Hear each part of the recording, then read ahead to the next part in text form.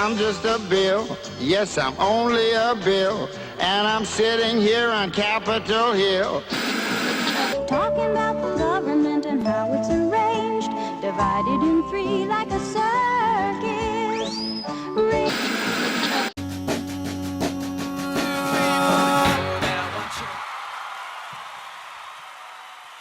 So the U.S. Constitution establishes separation of powers, and the first three articles lay out the branches of our government, I don't have to tell you. So the Article 1, legislative branch, I think it's clear that Congress is utterly fucking useless, let's just say. So this is not just my opinion. A Gallup poll came out February 19th. It found that 29% of U.S. adults approve of the job that Congress is doing. But wait, this is up from the previous month, and that's due to the fact that Trump is in the office, and it was, I don't know, a 12-point increase from the previous month. Basically, everybody believes that Congress is either corrupt, inept, or something else.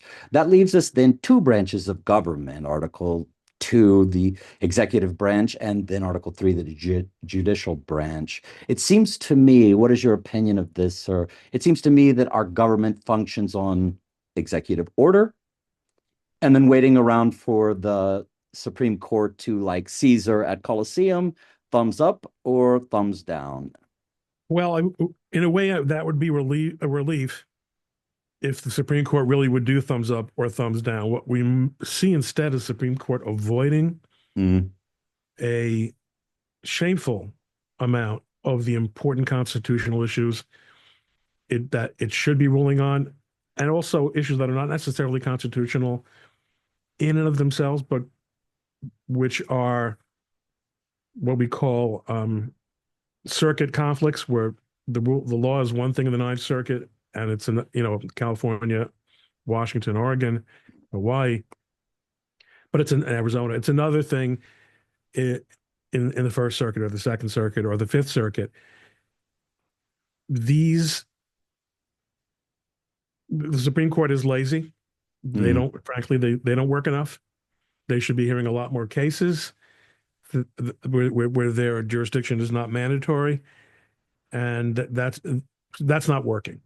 But as you point out, Congress is worthless. Whenever there are a lot of things, a lot of problems that are coming before the judiciary that should really be handled by the legislature. Yes. And Congress has been worthless for coming on 10 years now. Yes. It doesn't pass budgets. It doesn't decide or debate policy. It's merely just a wrestling match for partisan voting. It's optics, it's pork spending, it's it's an absolute disaster. But the judiciary is terrible. The Supreme Court doesn't rein it in. And the executive, they issue the executive does issue executive orders, but the judiciary routinely second guesses the executive, including yesterday. With respect to every minute, no matter when people hear this, it's going to be happening. They simply consider themselves to be in the position of philosopher kings. They assert nationwide jurisdiction regardless of the actual statutory and constitutional limits of their jurisdiction. And they say, I don't think that was a good decision by the executive. I think it should be done differently. And it's a disaster. It's a disaster. And I do think under the configuration of political and institutional configuration that we have now, that there will be positive change, that eventually the Supreme Court is going to make substantive rulings on constitutional issues, but it's painful getting there and unnecessarily painful. I mean, we're living today in a world where Justice Alito wrote in a dissent in which he was joined by three other justices, "I'm stunned. I'm stunned." And this is someone who's been on the Supreme Court for decades. Who doesn't get stunned. He doesn't get, in fact, I never even knew that he had feelings. or that he would, or that he would acknowledge, being stunned means that you lack foresight with respect to an occurrence. Yes. Yes. And he is a brilliant man, Justice Alito, but now we know what happened today was really a punt. Supreme Court wants the district court to elucidate its unconstitutional order more clearly, but in the process, it seems to be ordering the Trump administration to pay $2 billion that it will never get back Correct. pursuant to this patently unconstitutional order, and very, very disappointing. Yeah, it's unbelievable that it undermines the executive branch, and it goes back to, in my opinion, you'll have Trump will issue in his Trump the 45 issued a travel ban for certain countries, and the Supreme Court weighed in that that's okay, you can do that. Biden, I believe, attempted to waive everyone's student loan, and I believe that the Supreme Court may have said, well, you can't do that, or that's not a thing. Sorry about that. So it just kind of executive order.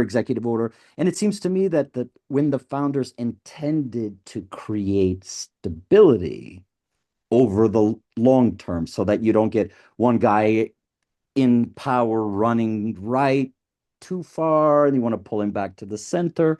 But instead, it seems to me that US policy is schizophrenic. For 4 years, we're doing this, making agreements, Paris Accord, la la la. And then 4 years, we go the opposite direction. We're cutting all of our agreements and everything else. To me, and other, for example, China has 100-year plan, 1,000-year plan. The United States has barely a 2.5-year plan till the midterms, and then it's schizophrenia. What do you feel about that? What did the founders get wrong? What did they not foresee about our current era? That is a great question. Thank you, Ron Coleman. You're welcome. I don't think they ever imagined that statesmen, and it's it's States, neuter. It's states. neuter. I don't mean men and women yet. Sure, of course. But in their world, people who would be members of the Senate and members of Congress would feel some level of moral obligation Mm, to be conscientious. They weren't naive about why people seek to why people seek power.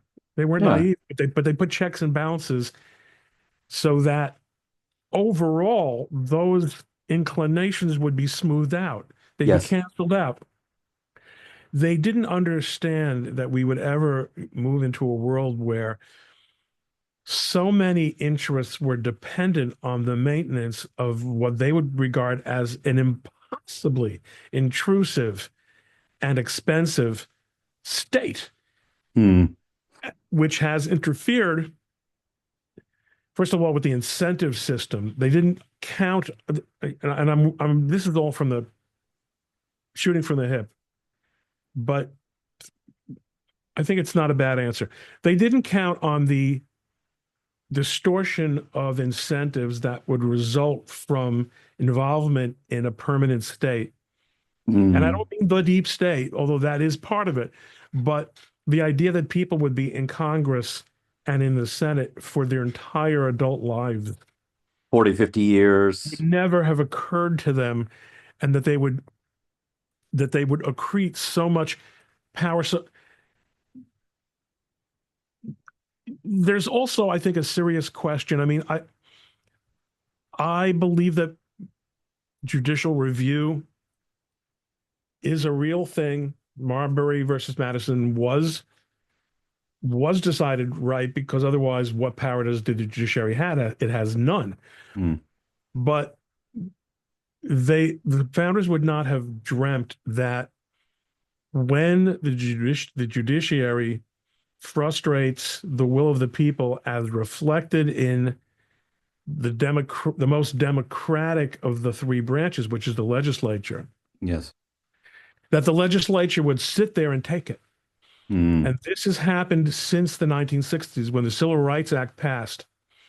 And yet the Supreme Court said, well, affirmative action, discrimination is okay if it's reverse discrimination. Yes. Yes. Congress at that moment should have stood up and said, no, no, no, no, no, no. We definitely didn't write that. But Yes. hey, Supreme Court, that's how you read it? We'll fix that. Mm. They didn't have the moral courage to do that, or the political courage. And that's one of a million examples of where the judiciary has been allowed to sculpt the legislative process in a way that the founders would just have been dumbfounded by. How is it that? So, I mean, I think at the end of the day, the simple answer to your question is the founders, I believe, would have thought the legislature would be a lot better Yes. than it is. Yes. Yes.